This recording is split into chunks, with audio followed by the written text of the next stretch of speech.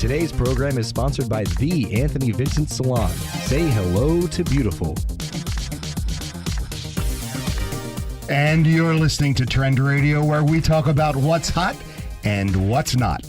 Get into the loop with us. I'm Anthony Vincent. And I'm Elise, and we're your radio gateway to what's trending with beauty, fashion, health, wellness, and sex. Mostly sex. Learn and laugh with us. Anytime, any place. Go right to our website, anthonyvincentsalon.com. Click away and listen today. Oh, you'll be glad you did. Always. Oh, Elise, do we have a great holiday show for you today? We sure do. We are going to be talking about Christmas, Hanukkah, Kwanzaa. Oh my gosh, we certainly are. We might even sing a little song. I'm not sure. I don't think we should sing. We did that once. Yes, we did. And we'll do it again. Okay. We have an absolutely fabulous guest today. Very interesting. We do. I'm saying his name, Andy Scrimger, and he's so fabulous.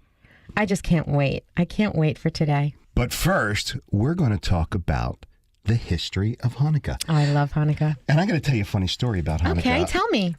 It was very early in my career at the salon. Mm-hmm. It was our first or second Christmas, and I was so happy to decorate the salon for Christmas. Mm-hmm. Now, at the time, I'm a young man. I didn't know the difference. I'm a little Italian boy, from You didn't know to Berg. Decorate for Hanukkah, right? All I knew was Christmas. Uh-huh. What do I know from Hanukkah? I didn't know what it was. I thought it was Chanukah. Okay, but you know what? What about Ronnie and her little Jewishness? She pretended that she was Catholic. She had the little Catholic girl outfit and everything. But so anyway, I decorated the salon for Christmas, and this little boy comes in. And by the way, he still comes in. He's just not a little boy anymore. His name was MD. How you doing out there, MD? MD, okay. So MD is sitting on the booster seat. This is a true story. He's sitting on the booster seat, and he's looking around at all the Christmas decorations. And he says to me, Where's the Hanukkah decorations? Now, I looked at him. He's got to be about 5 or 6 years old. Mm-hmm. And I look at him and I say, that's a good question. He looks back at me and says, I hope you got a good answer. True story. You know what? I believe he would say that. Yes. Oh, that's a right. Yeah, he's still a smartass today. Yeah, he's a lovable smartass. Yeah, he's a sweet kid. He's sweet. Okay. So getting back to the history of Hanukkah. Yes. Tell this little Catholic boy. Okay. All about Hanukkah. I'll tell you a little bit about it. First of all, it started this year. Every year it's different with Hanukkah, but it started this year. The first full day was this past Wednesday, the 17th, and it will end the 24th, Christmas Eve. So I love when they're sort of together. I love that a lot. Anyway, the 8-day celebration known as Hanukkah begins on the 25th of Kislev on the Hebrew calendar. Often it's referred to as the Festival of Lights. Italians have a Festival of Lights also. Yes. Yeah, the Feast of September. And I always go to that Feast of San Gennaro, yeah. According to the Talmud, Judah Maccabee, which I will discuss Judah Maccabee with you another time, and a few other Jews who took part in the rededication of the Second Temple believed there was a miracle that happened. You see, there was only enough untainted olive oil to keep the candles of the menorah that they had lit burning for only a single day. And that was the only light that they had while they were building and doing everything they were doing. How far back are you going? I'm going back. But let me just tell you this. These flames continued flickering for 8 nights, giving them the light that they needed and enough time to find a fresh supply of oil.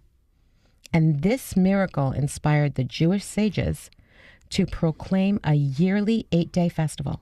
Did you know that? I did not. I know now. You see, now you know. So, traditional, delicious Hanukkah foods are always fried in oil, and they're so good.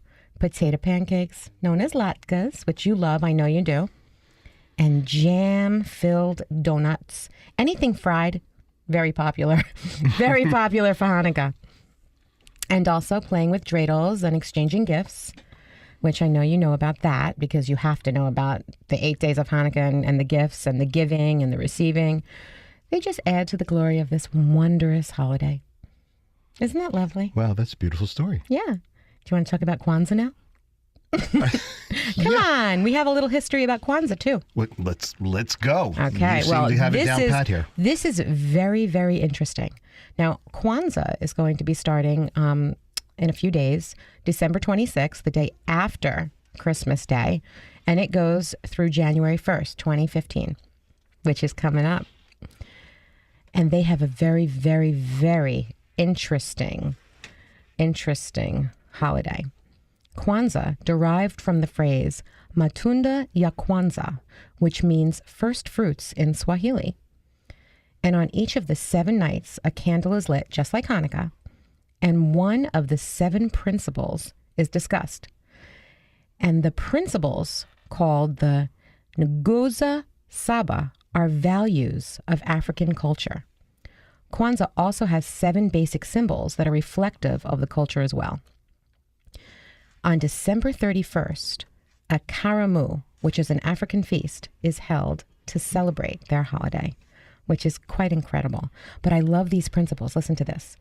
There's 7 of them. I'm on the edge of this, by the way. It's amazing. This is really interesting. I know. The first one is unity. The first principle, unity. And it's pronounced, their word in Swahili is uja. The second one is self-determination, and this one's great. This word in Swahili is pronounced kujichagulia. The third is collective work and responsibility, and it's ujima. The fourth is cooperative economics, and it's ujama. So there's ujima and ujama. Very interesting. Like the yin and the yang. Yeah. The fifth principle is purpose, and it's niya. The sixth, creativity, and it's kuumba. And the seventh is faith. And this is what I love. Faith. Imani, but we all have to have faith. Faith in God, faith in those, around us, those we love, those we trust. We all have to know that we have faith. Faith is just such a wonderful thing to have. These principles sound like a lesson in life to follow. It's quite incredible. Kwanzaa. I was actually doing a little bit more reading about it. And what a wonderful, wonderful traditional holiday it really is. So we wish everybody a wonderful celebration.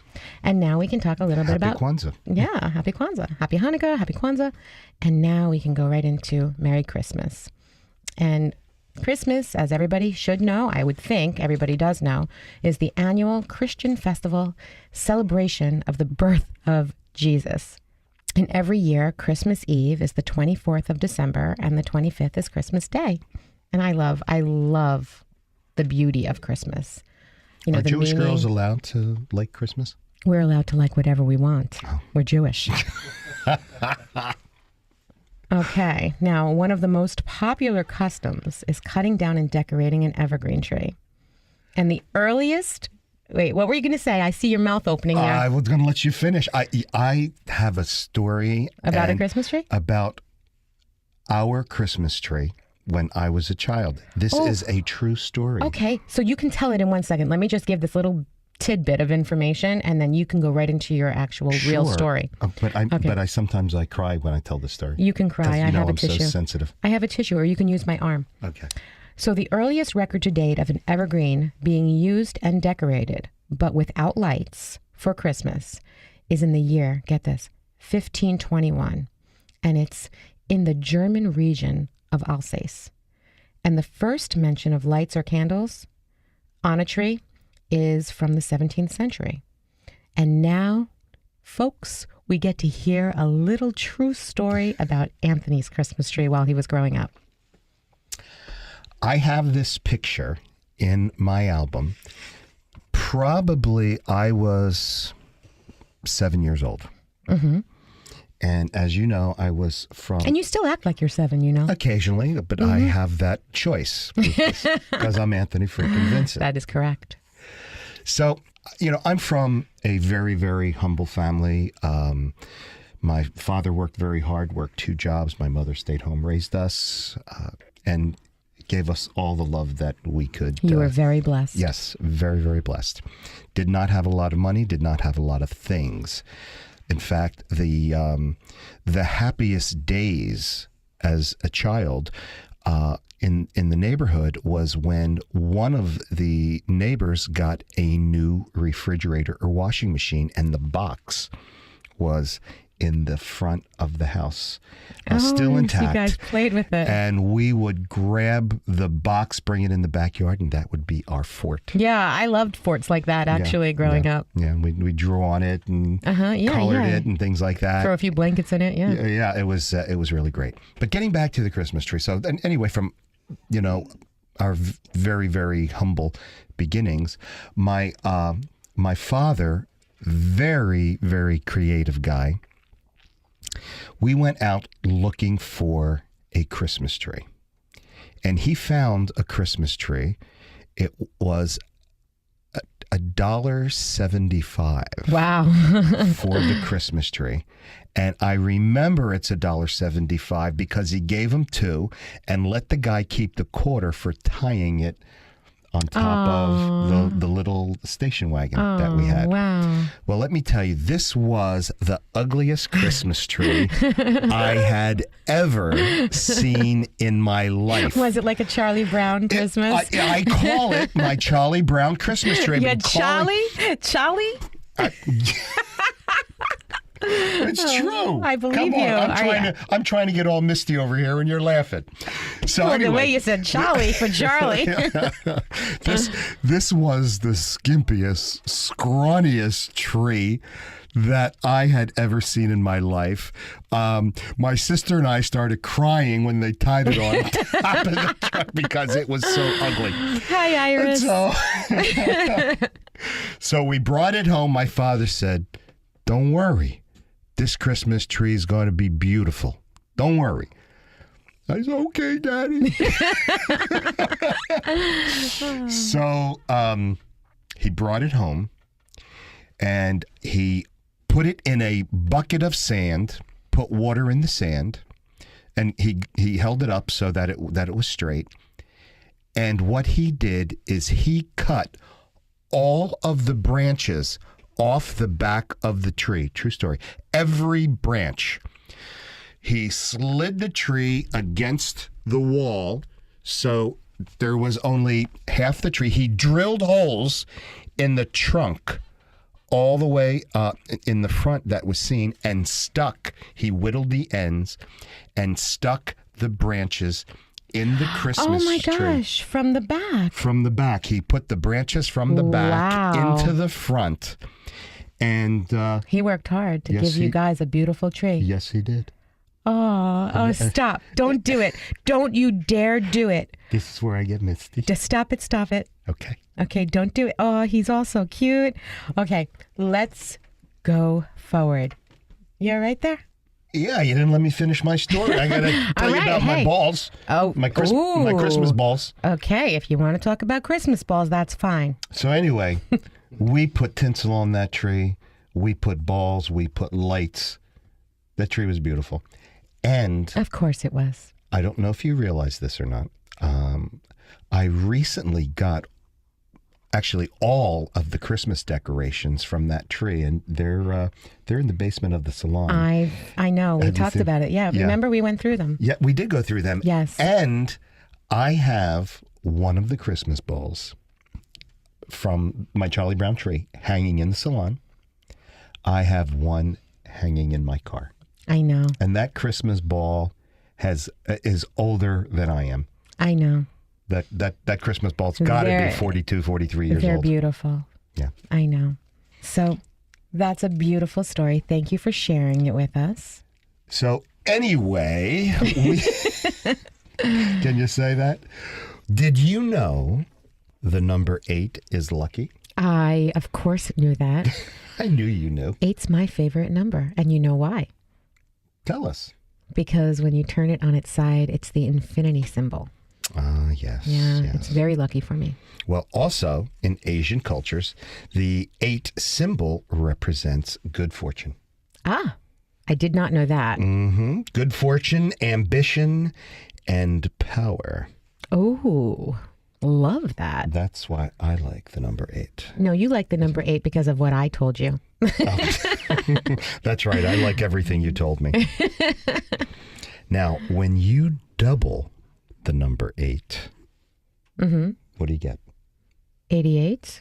Very good. I thought you were going to say 16. No, it's 2 8s That's right. sitting next to each other. 88. When you double the 8 to form an 88, it is seen by the soothsayers as a 4-leafed clover. Oh, lucky. Yes. So do you know what happens when you cut the number 8 in half? What do you get? 4. No, you get a 3. A 3. If you actually look at the 8 and you slice it in half, you get a 3. And then if you put the 3 first and then the 8, that's the number 38. But That's how old I am. listen, 3 little words and 8 little letters. What does that mean? I love you. Yeah. Oh my God. Isn't that nice? That is very, very cool. See that? The play on 8. So, a widespread sign of good luck. And love. 88, everybody. Just 8. Just 1. We'll be back right after a word from our sponsors. This portion of our show is sponsored by Susan Eckley Ruck of ID Life. Not a one-size-fits-all nutritional program. ID Life stands for Individually Designed Life, where nutrition is personal, formulated just for you and your needs. Get started today. Take the free HIPAA-compliant health assessment. healthforlife.idlife.com. That's the number 4. Or give Susan a call, 609-712-1351. Follow her on Facebook. You'll be glad you did. Morning, Charlie. Welcome Good morning. This is Chocolate Charlie. Thanks for having me back. Great to have you. What do you right. got for us, Charlie? So, I have some really special stuff coming up for Christmas. We've got holiday stockings and also Christmas ornaments filled with chocolates that you can actually hang on the tree. You guys are going to love this.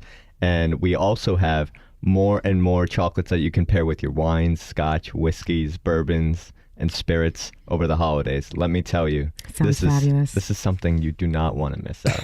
When people take these bars to the parties, this is exactly what they're talking about. They haven't seen anything like this before. They haven't tasted anything like this before. And, with your Santa hats and your pajamas, let me tell you, this is what your kids want to wake up to on Christmas morning.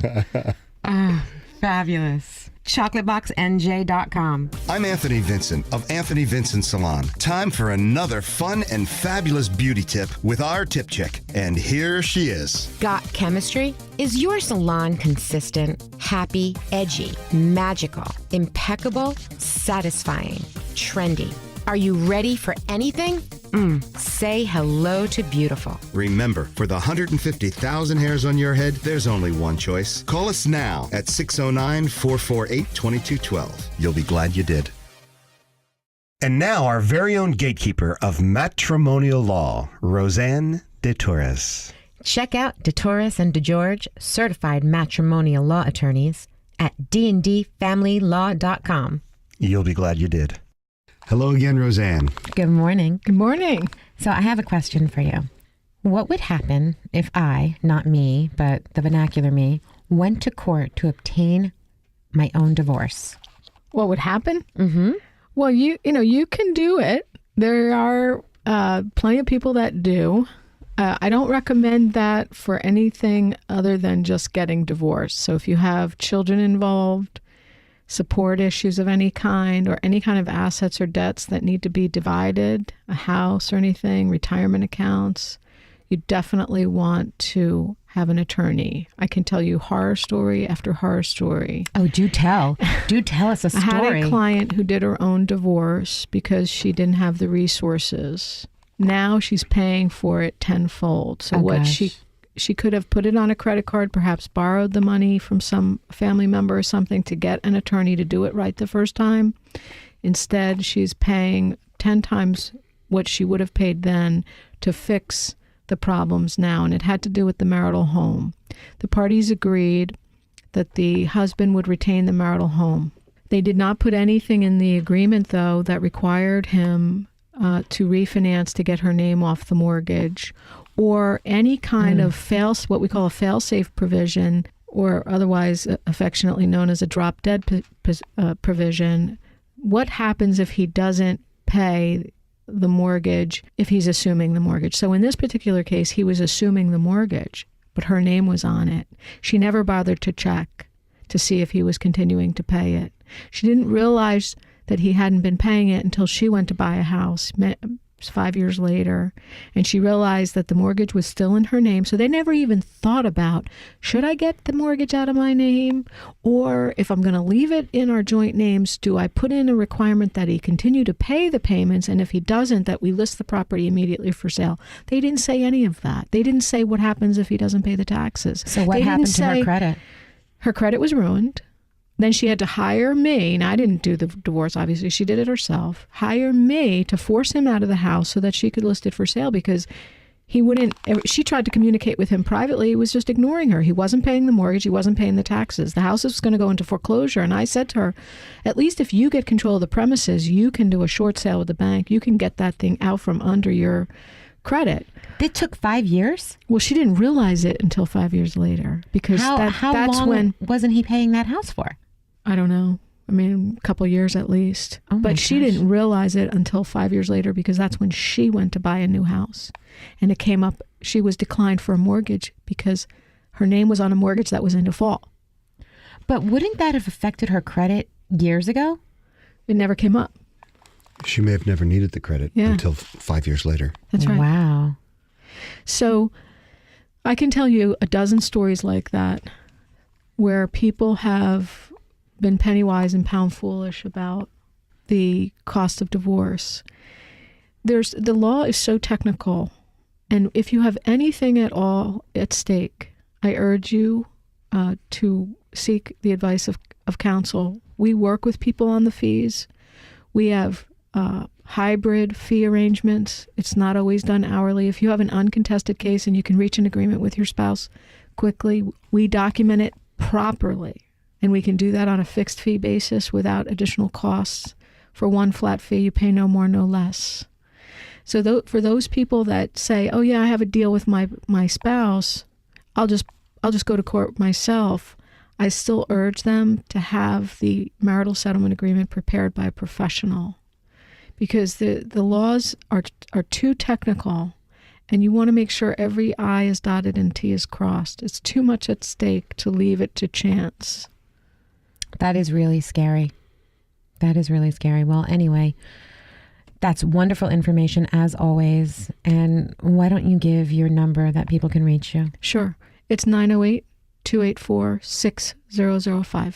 And that's DeTauris and DeGeorge. Need a salon that's about the whole you? Precision haircuts, flawless makeup, impeccable nails, top-rated professional hair products. Anthony Vincent Salon. Looking for a hairstylist who has his finger on the pulse of all the latest trends? Anthony Vincent Salon. Looking for a dependable salon with over 35 years in the industry? Anthony Vincent Salon. Looking for New York City and internationally trained stylists that will create the perfect look for you? Anthony Vincent Salon. Shine brightly while walking down the aisle. Anthony Vincent Salon. For longer, thicker, beautiful hair extensions, Anthony Vincent Salon. Incredible makeup applications for weddings, proms, or any special occasions, Anthony Vincent Salon. Have dry, brittle summer hair? Get a hot shot, Anthony Vincent Salon. Before you put a ring on it, manicure it, Anthony Vincent Salon. Your image is their specialty. For the 150,000 hairs on your head, there's only one choice, Anthony Vincent Salon. For a more beautiful you, call now, 609-448-2212,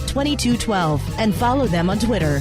And now for the fun facts on finance. From a feminine point of view, our very own Dina Cobran of DC Alexander Wealth Management. Welcome back, Dina. Good morning. Good morning, Anthony and Elise. So what have you got for us today? We are going to talk about women and money today. After 25 years, more than 25 years in the financial industry, I know firsthand how women struggle with their finances. And today, more than 60% of all finances are controlled by women. Did you know that? I knew that. I didn't know that. No. And women and money are two of my most favorite subjects. So let's hear about it. Well, women, in order to get what they need and get a financial plan in order, they need to know how to ask the right kinds of questions. And as a financial professional, you need to know how to ask women open-ended questions so that they'll get what they need. So questions such as, can you share with me your greatest hopes and fears in retirement? Might provoke, obviously, more questions than, how much money do you think you need in retirement? Or, are there any influences with regard to how you view money?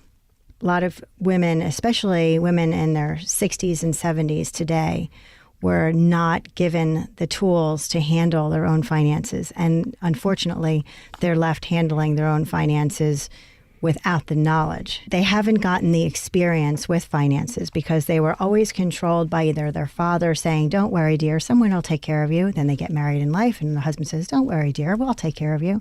And then what happens is the woman is left alone to deal with this stuff which she was never dealt with in all the years of being married or being taken care of, as we say.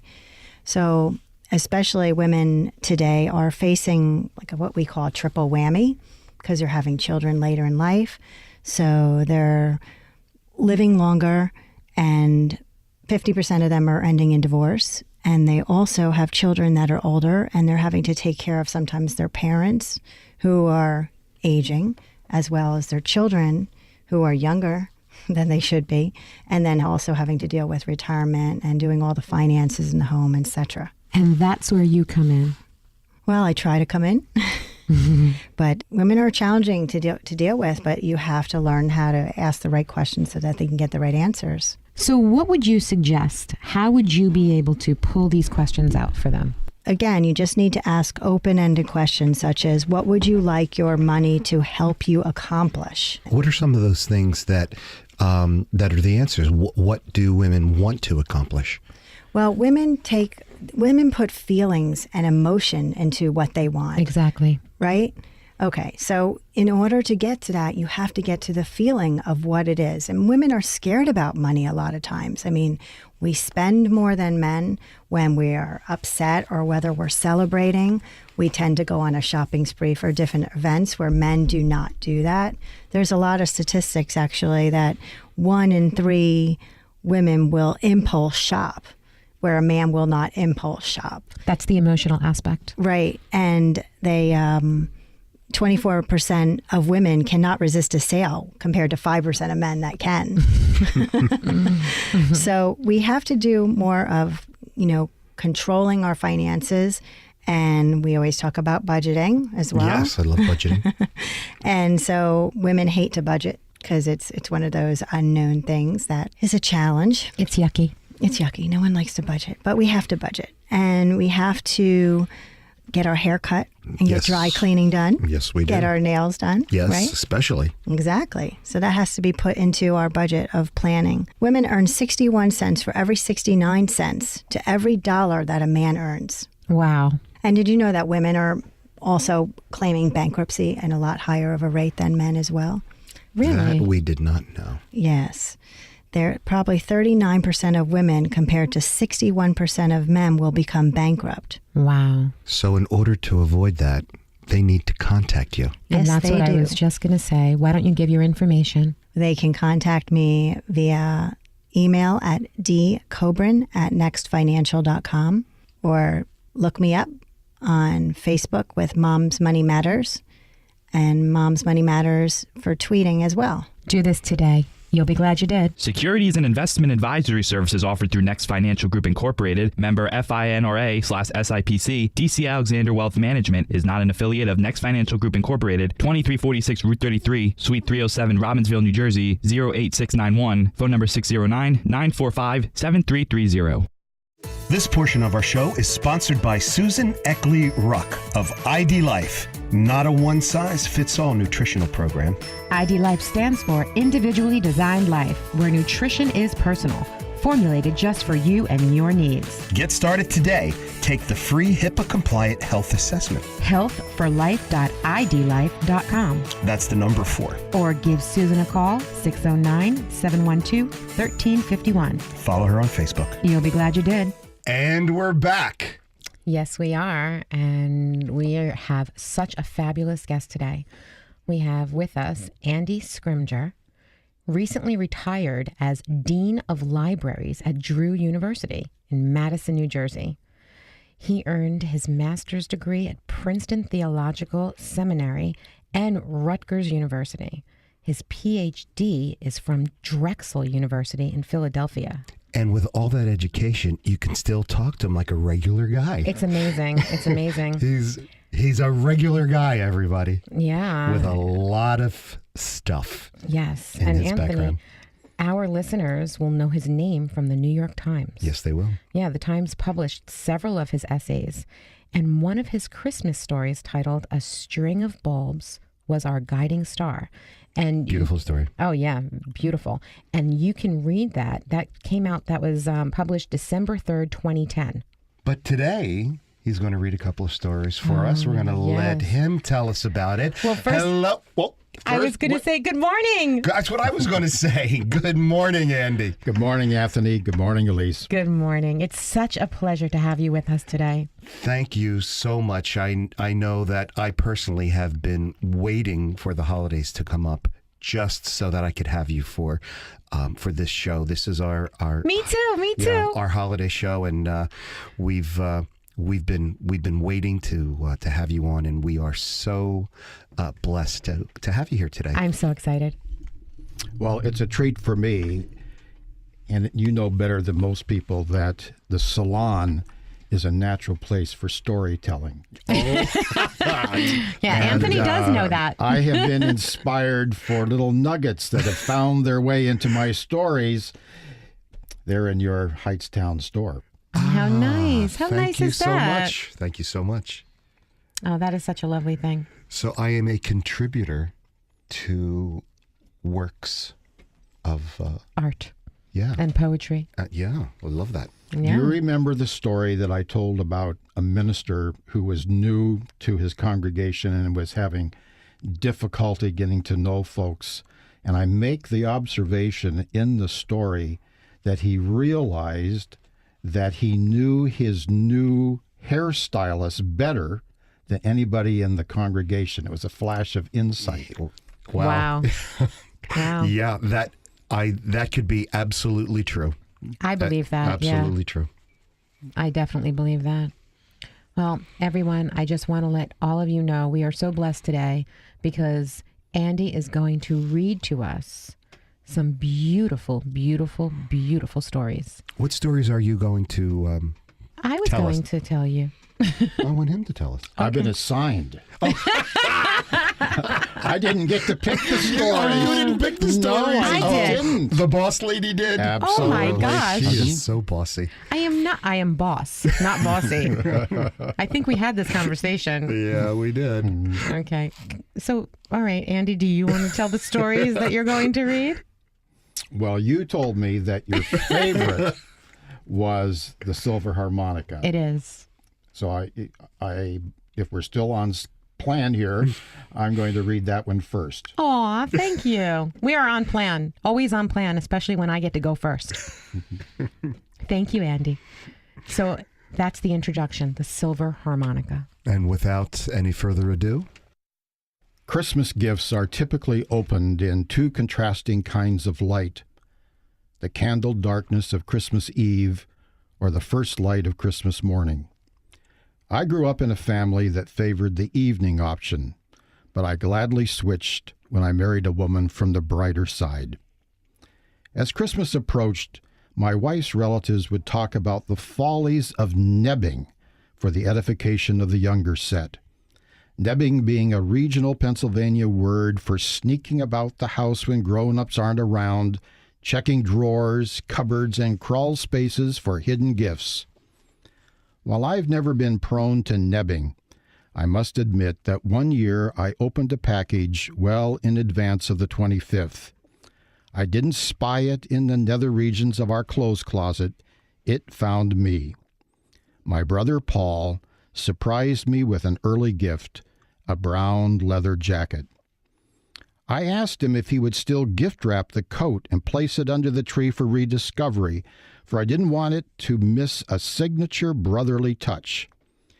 Each year, his gifts looked like they were stolen from a Saks Fifth Avenue window display. If you walked into our living room and surveyed the gifts under the tree, you would have no difficulty spotting the ones that he had placed there. They would be the most elegant packages, the ones most likely to have been left by the Magi themselves. My brother may be the most persnickety person I know when it comes to holiday wrap, but he is even better known for the exacting way he chooses the actual gifts. He would never buy a generic present for anyone. It must be something that declares that he knows who that person is. His gifts are often unusual and have required hours of planning, searching, and worrying. Consequently, you never find yourself months later discreetly contributing his offerings to the local thrift shop, church bazaar, or elephant gift exchange.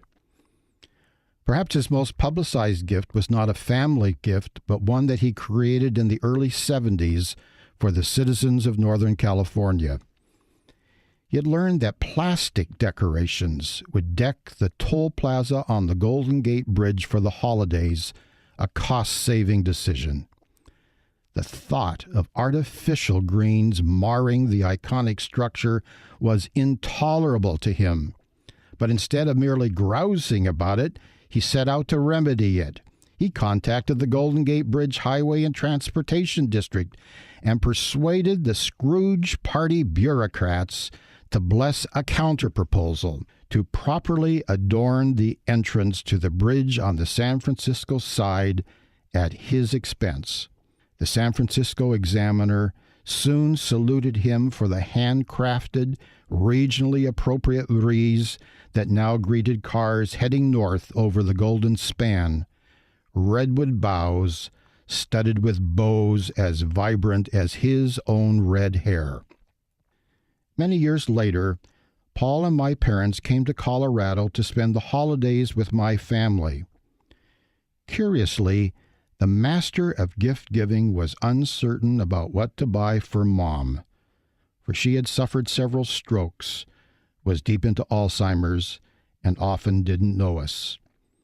She seemed content to sit in a cardigan sweater by the fireplace and watch the pageantry of the season unfold around her, the decorating, wrapping, cooking, baking, unaware that the pastries of her hand, which had defined the flavors of Christmas for our family over 5 decades, were now being prepared by the next generation. The mom with whom we sat in the second pew of church and learned to read music by following her gossamer voice up and down the staves in the hymnal no longer sang and rarely spoke. So Paul was anxious as we opened gifts around the tree in the shy light of Christmas morning. When it came his turn to distribute his gifts, he handed Mom a stylish package that suggested jewelry. With tedious care, her fingers worked off the ribbon and wrap, opened the box, and lifted out a silver harmonica. She had played a mouth organ when she was younger, but had been without one for years. Dad said, "Why don't you play something, Sylvia?" I winced, thinking that he was putting too much pressure on her, but no, her eyes danced.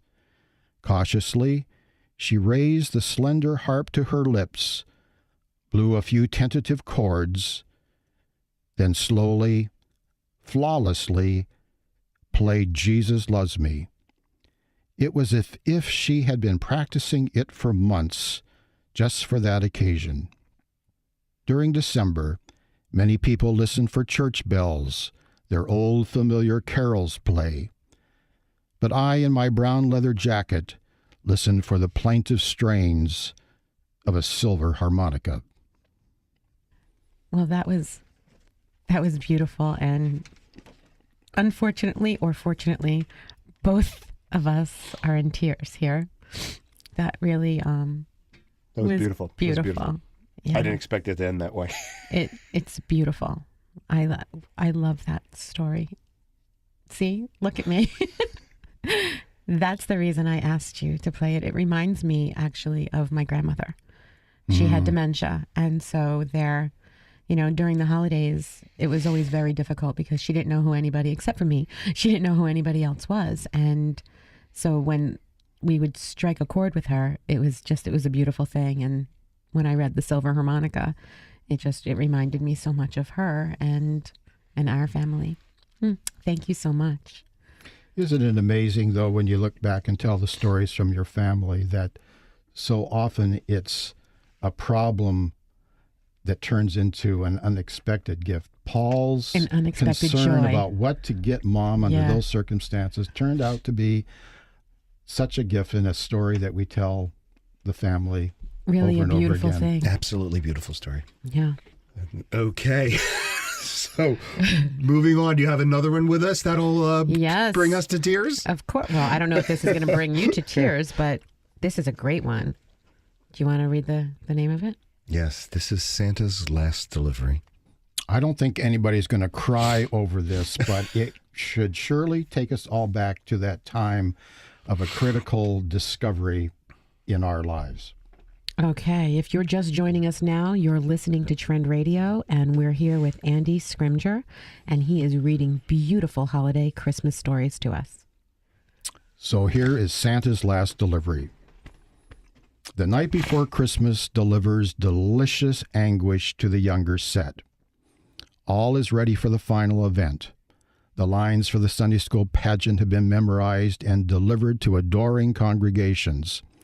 Presents for family and best friends have been selected, wrapped, mailed, or personally delivered. The ritual of the tree is complete. The ornaments, released from year-long hibernation in attic trunks, dangle memories from the branches. Only the floor beneath the fir is bare, and that circular desert is scheduled to become a dazzling bazaar of bounty at virtually any moment, provided the flamboyant flyer from the north finds the house and its young inhabitants sleeping warm in dreamland. When I was about 7, I was given an unexpected berth from which to observe this annual drama. My family was visiting relatives in Canada for Christmas, and there weren't enough beds to go around at 3209, my grandparents' home in Calgary. So I was assigned the sofa in the living room. I did not resist or resent being told it was time to go to bed, for on the Chesterfield I could drift luxuriously off to sleep each night in the glow of the Christmas tree and the comforting sounds floating from behind the closed door to the kitchen, the chatter of china cups and saucers, and the soft laughter of the adults I loved.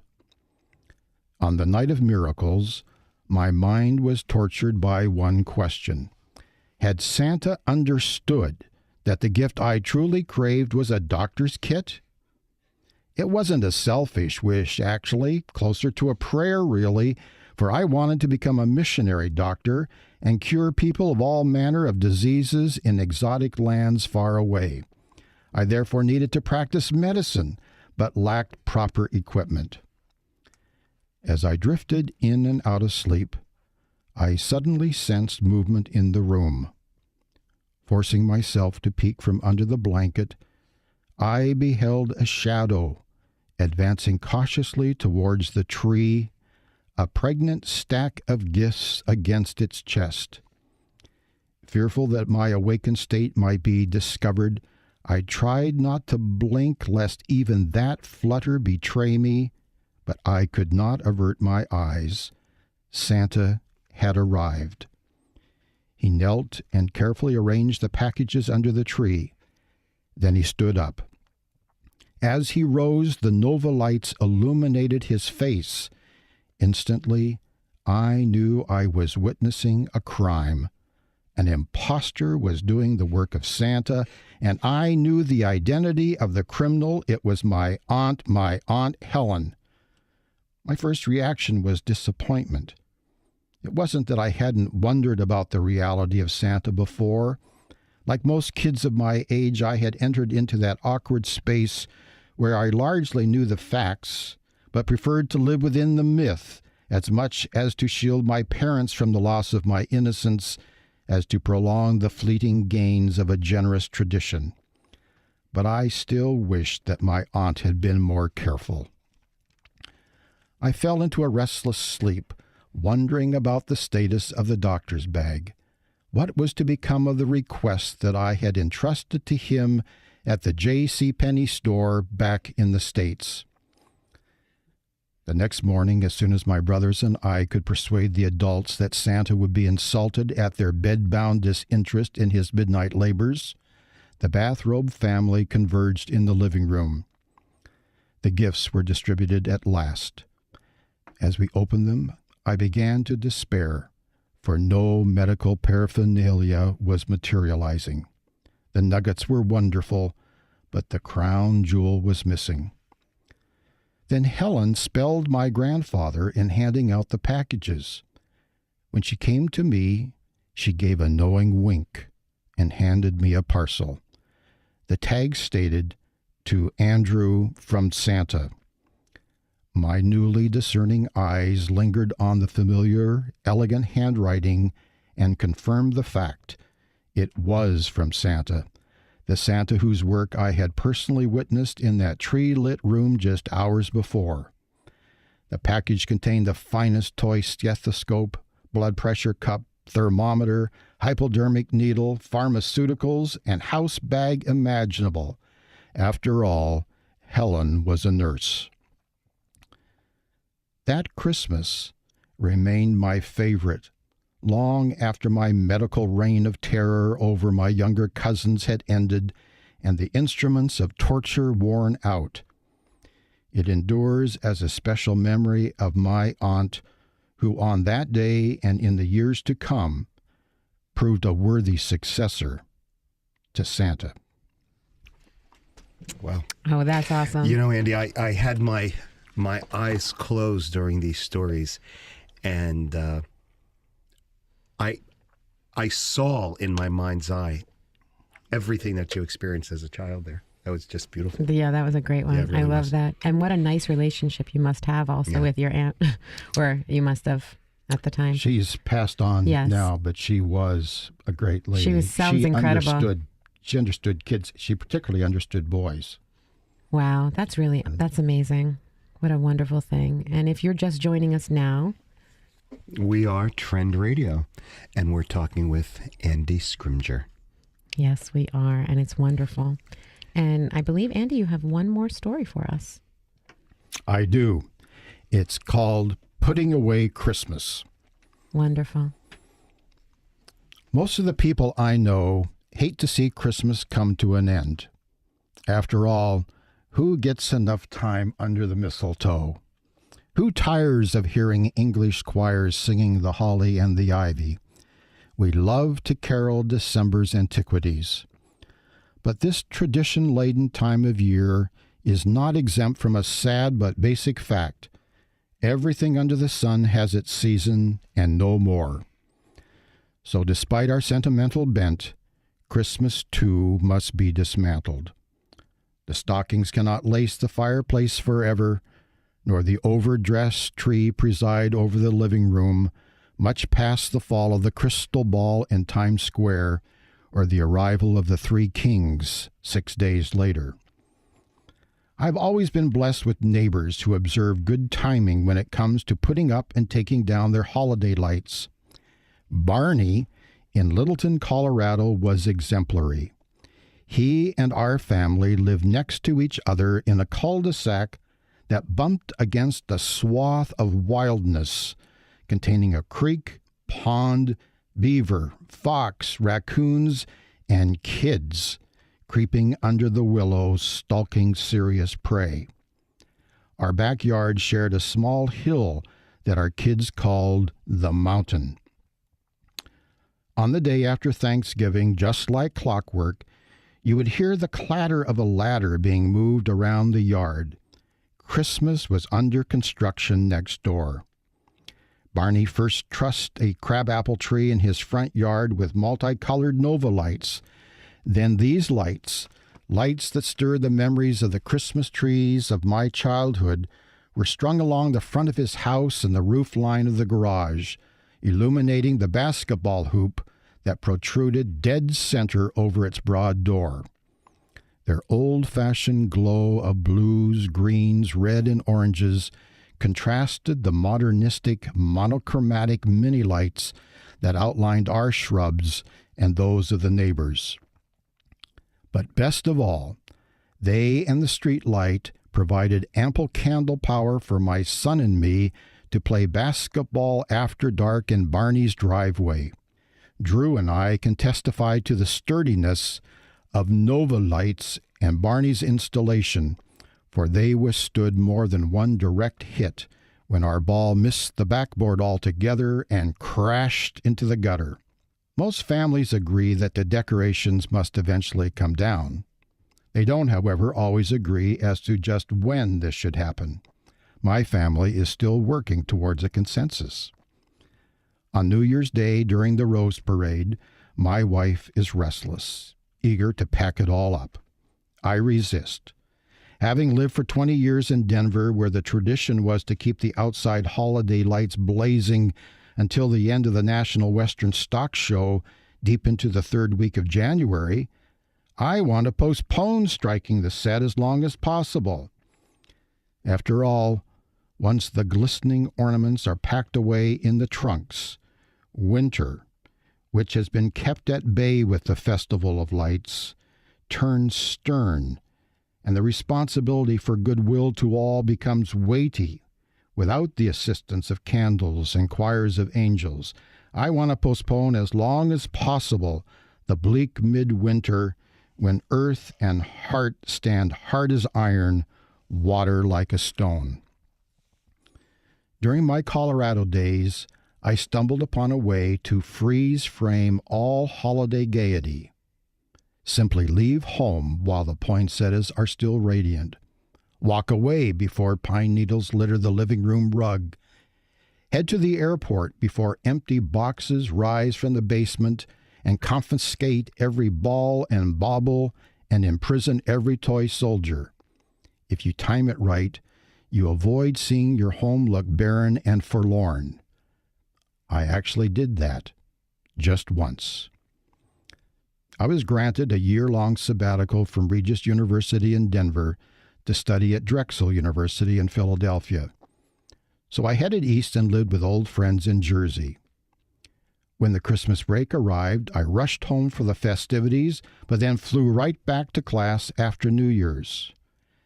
As I unpacked my suitcase, scenes of our festooned house still dancing in my head, the phone rang. It was Dot. "Andy!" Something was wrong. I knew it instantly, for panic coursed through those two terse syllables. "Andy, there's a snake in the house, in the family room, by the Christmas tree. Do something!" Now, what could I do? My doctoral studies did not include mastery of speed of light travel. If ever I coveted Superman's powers of flight or Paul Bunyan's transcontinental stride, it was then. I felt so helpless. Then it came to me. "Get Barney," I urged, and she did. She rushed next door, rang the bell, and miracle of miracles, Barney was home. She poured out her plight. He agreed to help, though not with enthusiasm, disappeared for a moment, and reappeared with coat, hat, and a thick pair of plastic gardening gloves, and hurried across the lawn with Dot to confront the disturber of the peace. The serpent had not moved. Barney cautiously surveyed his options, crept close, hands as unsteady as jello. Suddenly, with a pre-suburban yell, he lunged forward and grabbed the lime green intruder just below its neck. So ferocious was its you or me grip that the wriggling body split and green unseemliness splattered his glasses. Dot opened the patio door, and Barney rushed through and flung the wreathing coils up the mountain. Holiday morsels for the fox. After a tortured wait, my phone rang again. It was Dot, still breathless, with news of Barney's heroics and the snake's likely itinerary. The drama had begun when she had decided that it was high time to put away her porcelain Dickens Village buildings, one of our holiday delights. and had retrieved their boxes from the crawl space in the basement where she had temporarily stored them in a large black plastic garbage bag. As she emptied the styrofoam containers onto the family room carpet, out slithered the uninvited guest. It had probably been nesting in the barren undercroft, but found better lodging in the crevices of the Department 56 boxes that, when moved, unceremoniously disturbed its sleep. So Dot resumed her packing.